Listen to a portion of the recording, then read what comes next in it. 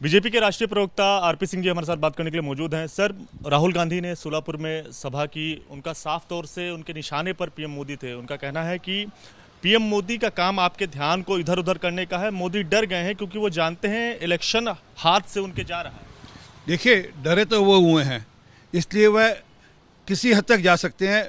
वह अब कह रहे हैं कि हम आपकी जो संपत्ति है उसका 55% भी सरकार हथिया लेगी और फिर वह सरकार तय करेगी कि उन्होंने किस मिनॉरिटी को देना। और मिनॉरिटी मतलब उनके यहाँ मुसलमान है, उसके अलावा दूसरे शब्द नहीं मिनॉरिटी का मतलब है। डरते हुए हैं क्योंकि उनको लगता है कि बाकी तो हमें होना नहीं, हम किसी ढंग से भी मुसलमानों भी का वोट हम ले लें, और वो भी हालांकि होने वाला नहीं है। सच है कि मुसलमान भी खूब समझदार है देश का, वो इनके बहकावे में आकर वोट देने वाला नहीं है। और जब वह कहते हैं कि वह सर्वे कराएंगे, जब वह कहते हैं कि हम वेल्थ सर्वे कराएंगे, वेल्थ सर्वे का मतलब क्या है कि घर में आकर पूछेंगे कि आपके घर में कितने लोग हैं, उनमें बेटियां या बहू कितनी हैं, वो मंगलसूत्र पहनती हैं क्या, उनके पास सोना कितना है, ये सब पूछेंगे। और उसके बाद सर्वे कराने के बाद वो कैसे वितरण करेंगे इसकी कोई अब तक जानकारी नहीं दे रहे। परंतु हाँ, उनके मैनिफेस्टो में ये बड़ा स्पष्टता से लिखा है कि सुप्रीम कोर्ट का जज अगर अपॉइंट करेंगे तो वह मुसलमान करेंगे, जाति जनगणना के हिसाब से करेंगे, पर मुसलमानों का नाम अवश्य लिखा उसके अंदर। क्यों? आप उनके हिसाब से मिनॉरिटीज़ में सिख नहीं आते, मिनॉरिटीज़ के हिसाब से बाकी लोग नहीं आते क्या? परंतु क्योंकि आपने एक पर्टिकुलर वोट बैंक को टारगेट करना है, इसलिए इस प्रकार की बात करें। हम लोन की स्पेशल सुविधा देंगे मुसलमानों को या मिनॉरिटीज़ को, वह टारगेट कर रहे हैं और अपनी राजनीति के वो वोट बैंक की राजनीति से प्रेरित कर चला रहे हैं। एक बड़ा आरोप उन्होंने ये भी लगाया कि जनता जानती है कि मोदी अरबपतियों के नेता हैं, गरीबों के नहीं, और इलेक्टोरल बॉन्ड में इतनी चोरी हुई है कि इलेक्शन के बाद उनकी मुश्किल हो जाएगी। और वो जानते हैं कि जनता इस चुनाव में संविधान की रक्षा करने के लिए खड़ी हो गई है। क्या जवाब है बीजेपी का? देश के अंदर संविधान को अगर खतरा हुआ तो सिर्फ एक बार हुआ 1976 के अंदर, जब कांग्रेस पार्टी थी और इमरजेंसी लगाई थी और कानून बदलकर उन्होंने नए हिसाब से कानून की धारणा की थी, सेक्शन 42nd अमेंडमेंट लाकर। तो दिखता है कि कानून बदलने की प्रवृत्ति किसकी है।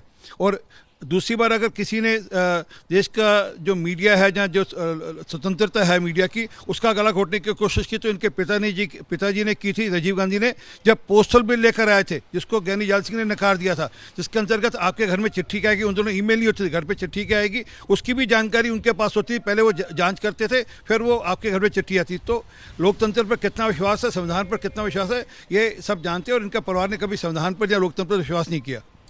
एक बड़ी बात उन्होंने पीएम मोदी पर निशाना साधते हुए ये भी कही, सर, जैसे ही मैंने देश के एक्सरे की बात की, नरेंद्र मोदी कांपने लग गया। जैसे ही उसको डर लगता है, झूठ बोलना शुरू कर देता है। कभी पाकिस्तान की बात करेगा, कभी चीन की बात करेगा, एक के बाद एक झूठ बोल रहा है, लेकिन इस बार नहीं निकल पाएगा। जिस तरह की भाषा राहुल गांधी ने इस भाषण में दी, इस पर सर बीजेपी का क्या? देखिए, उनका जो स्तर है वह दिन ब दिन घटता जा रहा है। जैसे जैसे चुनाव बढ़ रहे हैं, जैसे जैसे उनको दीवार पर लिखा हुआ दिख रहा है कि वह चुनाव हार रहे हैं और कांग्रेस का सूखड़ा साफ होने वाला है। और ये हम नहीं कह रहे, ममता बनर्जी ने कहा था कि 300 में से 40 सीटें जीतो तो बहुत बड़ी बात होगी।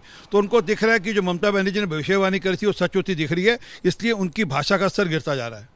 सर, अब यूपी की सियासत की बात करें तो एक तरह से यूपी का चुनाव बड़ा साफ तौर से होने जा रहा है, क्योंकि अखिलेश यादव भी अब चुनावी रण में कूद गए हैं। कन्नौज से वो नामांकन कर रहे हैं। प्रियंका गांधी और राहुल गांधी के भी नामांकन करने की खबरें अमेठी और रायबरेली से आ रही हैं। कैसे देखती है? देखिए, ये परिवारवादी लोग जितना मर्जी चुनाव लड़ रहे हैं, इस बार यूपी की जनता ने तय कर लिया है। इस बार योगी और मोदी जी की सरकार को भरपूर आशीर्वाद देने वाले हैं और इस बार यूपी के अंदर 80 की 80 सीटें भाजपा जीतेगी और विपक्ष का सूखड़ा साफ होगा।